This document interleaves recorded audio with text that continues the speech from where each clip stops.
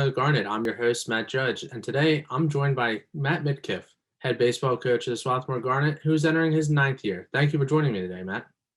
You got it, Matt. Good to be with you, man. It's great to see you. I mean, obviously, it's been a few months since everybody's been on campus, but it's great to see you and hope you're doing well. Yeah, I like that you're hanging out at the field. That's fantastic. Beautiful place to be. So, glad you could enjoy the friendly confines. Yeah, it's a great location for a great, fantastic baseball team to play a game at. So you've seen some success over the years, including the program's first Centennial Conference Championship. How has the program changed or been different since you took over prior to the 2013 season? Yeah, I think that we've had a lot of changes. Obviously, facilities are probably one to start with. Our fantastic, field and some of the renovations we've done with the Prudente press box, batting cages, bullpens.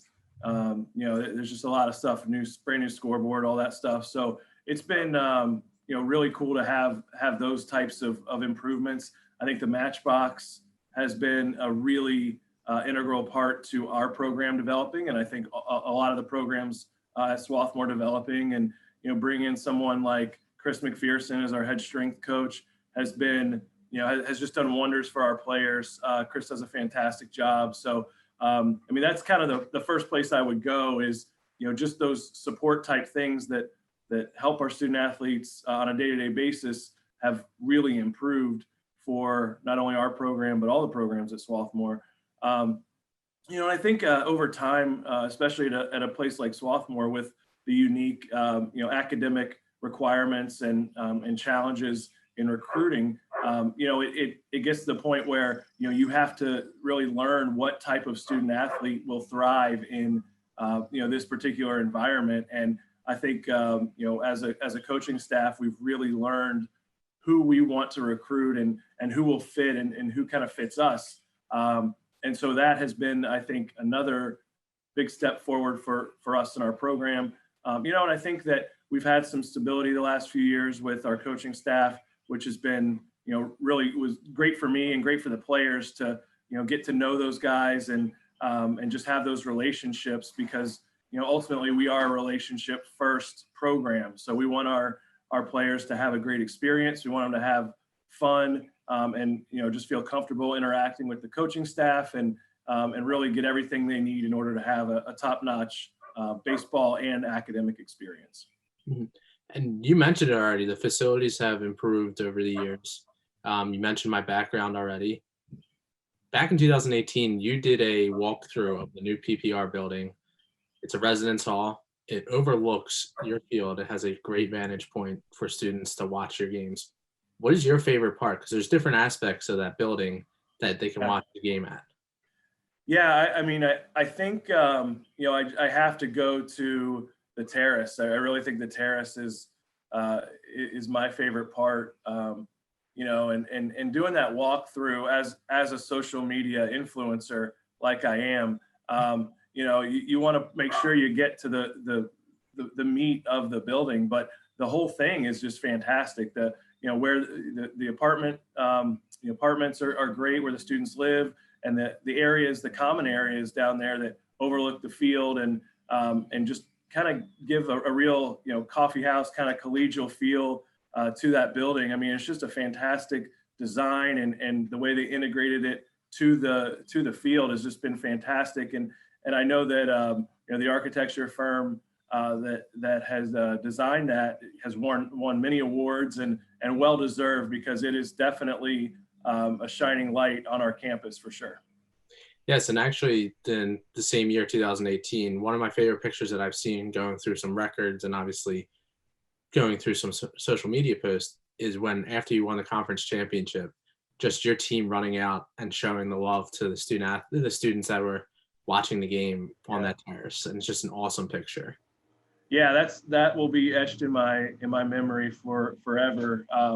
Just seeing the interaction between the students and our players, and and there aren't many, especially these days, there aren't many times where you just experience a pure joy, and I think for our players, it was definitely a pure joy moment. And we had some alums that were there as well, and just so excited and so happy for our team and for the school. And I know, like you said, I mean, it was just capturing that moment was awesome, and that doesn't happen without that amazing facility.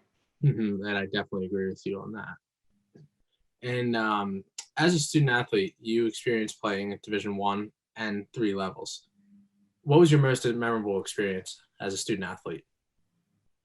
I have a couple. So my first was my first college appearance, and I was playing for the University of South Florida, and we were playing at Southern Miss, and it was a bases loaded, nobody out situation, and they brought me into the game, and I'm scared to death, and the head coach looks at me and just says, "Welcome to college baseball," and then turned around and walked to the dugout, and that it got real fast in that situation, and so that was one. And then after I transferred and I was at Wilkes University, I hit a walk-off home run on senior day to put us into the playoffs, which was a really cool feeling, and something that I'll always remember. And those are two specifics, but I think as anybody that's played, it's kind of the overall experience that you remember,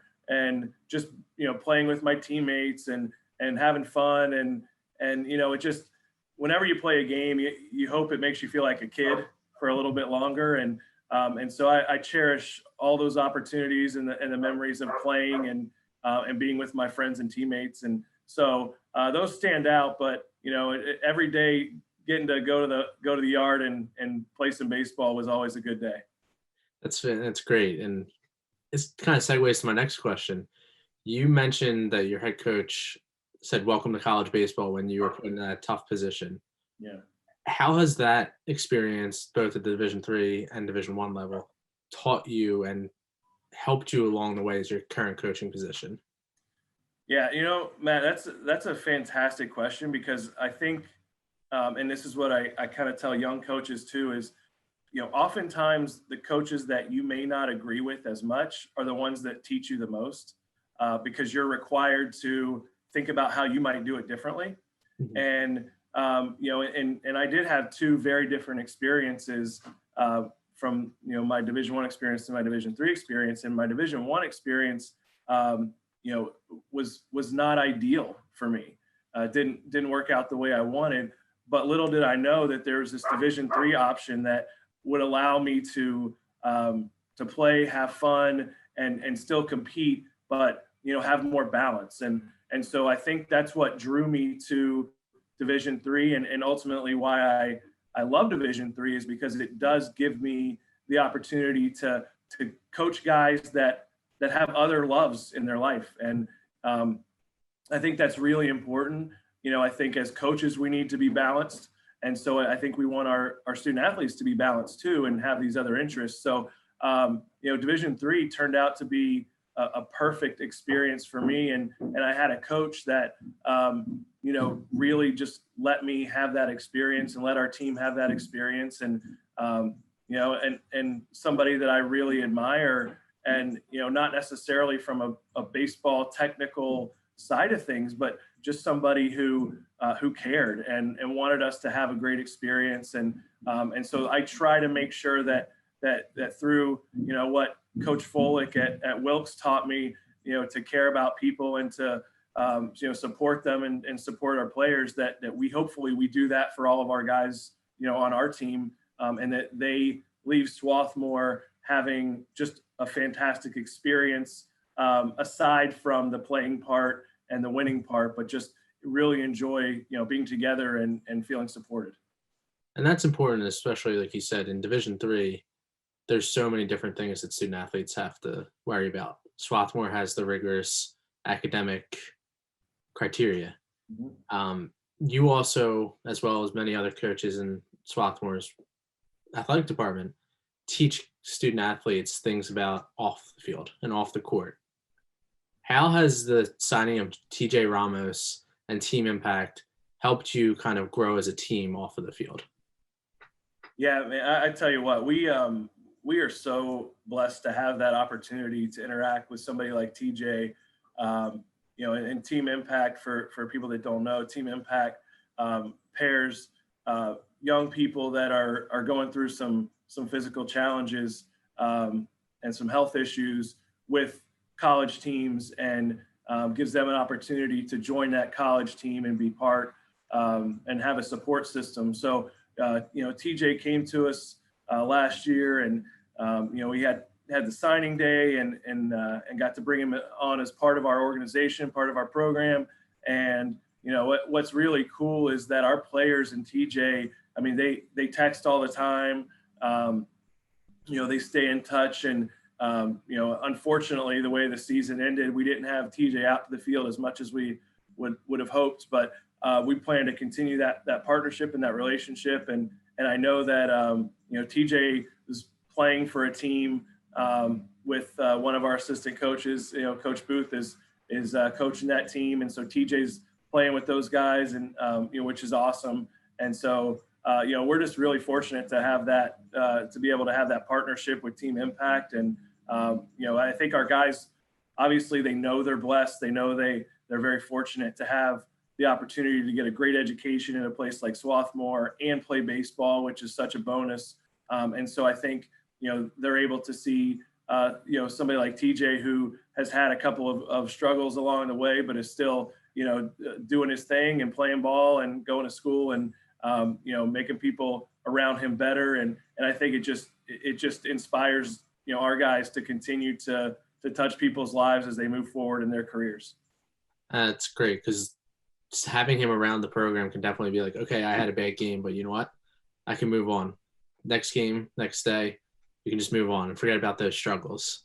Yeah, absolutely. I think the best players in sports are the ones that can forget about things. And I think, like you said, it gives a little bit of perspective when you go 0 for 4 and, maybe some of the hardships that other folks are going through, it doesn't seem as big of a deal, and so we'll flush that one. We'll move on to the next day and try to have a better game tomorrow. But yeah, TJ's been a really a bright light for our program, and we're excited to continue that moving forward.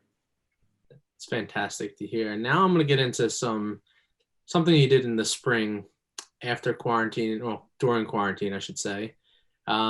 Back in May, you conducted a Zoom cooking class with Austin Burgess. Mm-hmm. You taught him how to cook an omelet. Right. What is your favorite thing to cook?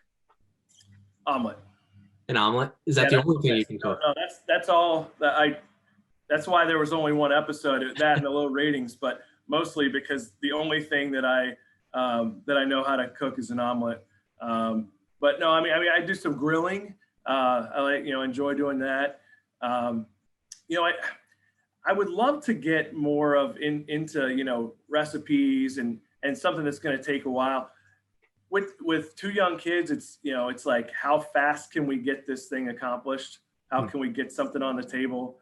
So it doesn't, we don't really have the 2 hours to lock in on making a meal. So, I enjoy that, but mostly egg dishes are kind of where it's at for me, because of the expediency of the process. We can get it done a little bit faster. So it was just a one-hit wonder episode of Cooking with Chef Midkiff. Yeah, I mean, I could probably maybe it'll be more fun to try to do something that I've never cooked before. Cook something fresh. That just give me a recipe and see how it turns out. Me and Austin can see who does it better. So which I'm always up for. Who knows how much longer this thing's going to happen. So I may have a little bit of extra time to try something new and maybe get another episode up. That would be great. I know the fans of Swarthmore Baseball and Swarthmore Athletics would love to see that. Yeah, I know. A lot of buzz on social media about it, for sure. A lot from your former student athletes and current student athletes. So. Yeah, exactly. Now, as a fan, if you were to go to a Major League Baseball game, which we couldn't do this summer, what would your favorite kind of go-to meal be while at the game? You got to go hot dog. Mm-hmm. Yeah, hot dog for sure. And my wife, she doesn't like hot dogs, but she's like, if we're at a baseball game, I have to get a hot dog. So yeah, we've been to a few. We've gone to, my wife is from Chicago originally, so we've been to Wrigley Field a couple times, and the Chicago dog is by far the best hot dog creation out there. It's maybe that's the next thing I can cook, but it's, there's nothing for me. There's nothing like a Chicago dog. I think it's the best, and I would eat 10 of them if I could, and would definitely love to try. Okay. Well, then maybe that's your next experience, is trying to cook a hot dog cooking contest. We'll see what we can do. So speaking of Major League Baseball, they're in a bubble currently for the playoffs. Some teams have advanced to the championship series. Who's your favorite pick to win the World Series right now? Well, depending on when this airs, I'll either look really smart or really dumb, and I'm not afraid of the latter. But I'm from Tampa, so I'm a Rays fan. So we're it's right now as we're recording this, it's 2-2, and game 5 is tonight, and so hoping the Rays can pull it off against the Yankees, and then I think everybody in America would be rooting for the Rays against the Astros. Mm-hmm. To end the real evil empire in Houston and get to the World Series. So I'm gonna hop on the Rays and hope that they make it happen. All right, I would have to agree with you. I think they had a great pitching staff, and they definitely beat the Phillies in their pitching staff this year. So a bullpen is very important, and maybe the Phillies will get that memo someday. Hopefully. You mentioned you're from Tampa. Your Tampa Bay Lightning won the Stanley Cup. Prior to Game 1 of the Stanley Cup Finals, you tweeted out a picture showing your support from Philly, going for the Lightning. What was it like watching your team win the Stanley Cup inside the bubble with no fans whatsoever? I think it was, for me, it was exciting, but when they won it in 2004. It was just, that atmosphere, that environment was just really cool to see. And I think, anytime a team wins, it's, the big part of it is that the fans are there and are experiencing it. And it's the tie with the team and the city and the people. And so it was definitely an interesting way to win a championship. Hats off to the NHL for getting it done.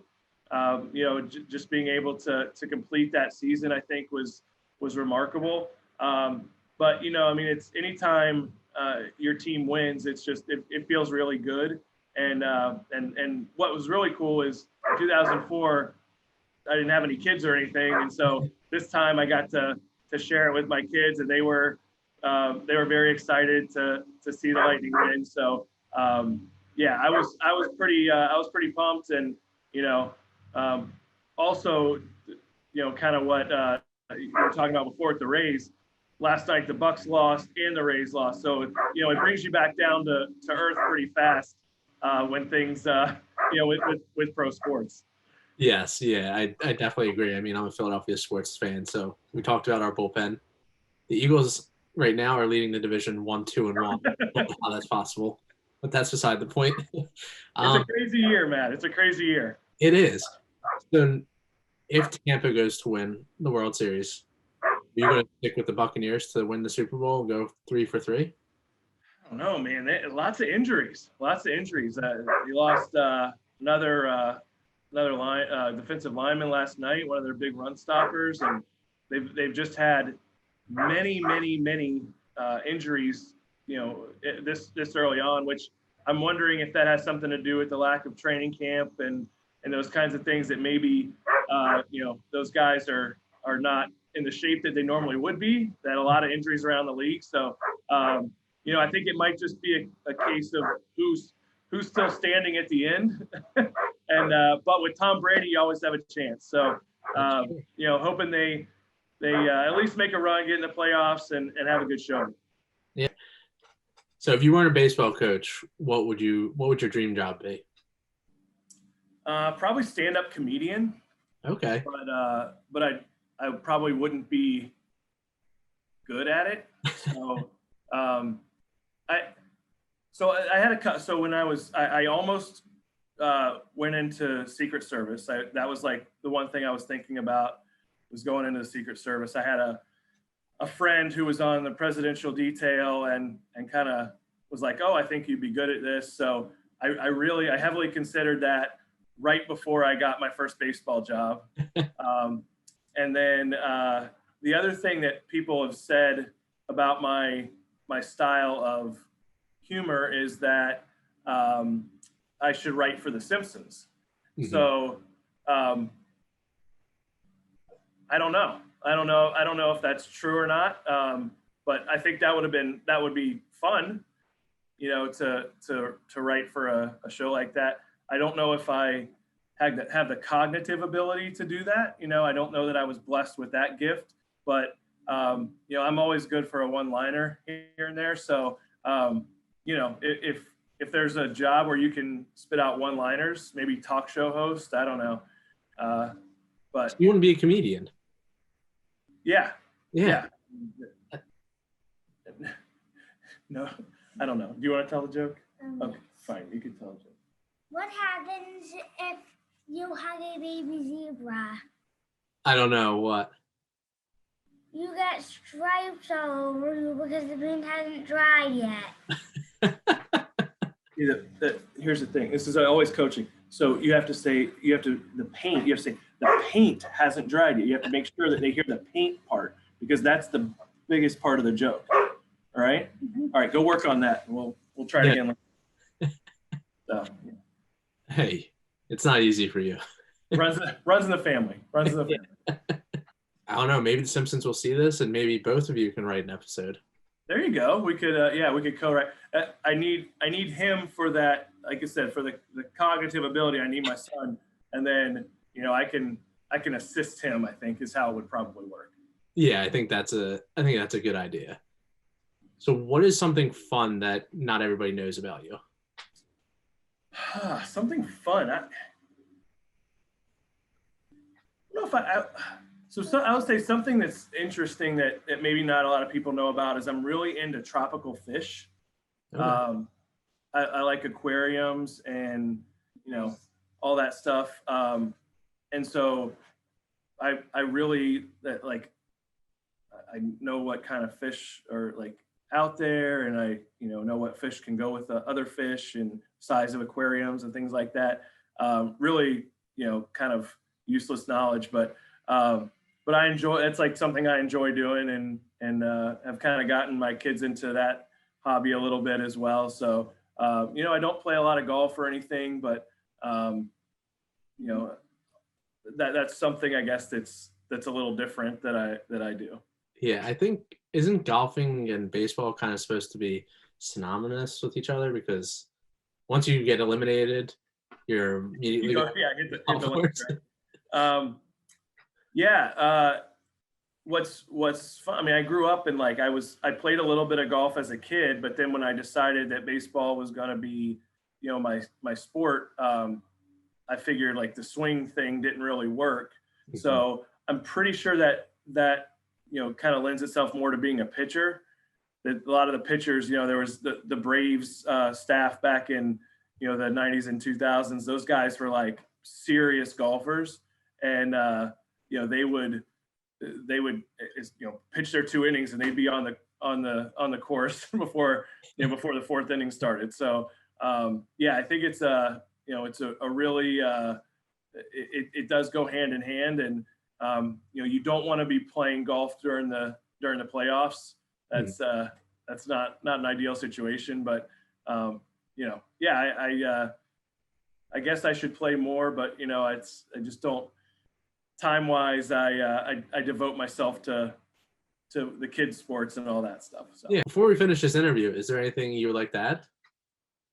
No, I mean I appreciate you having me on, and it's been really cool to see these interviews with the other coaches, and even learn some things that I didn't know about my colleagues.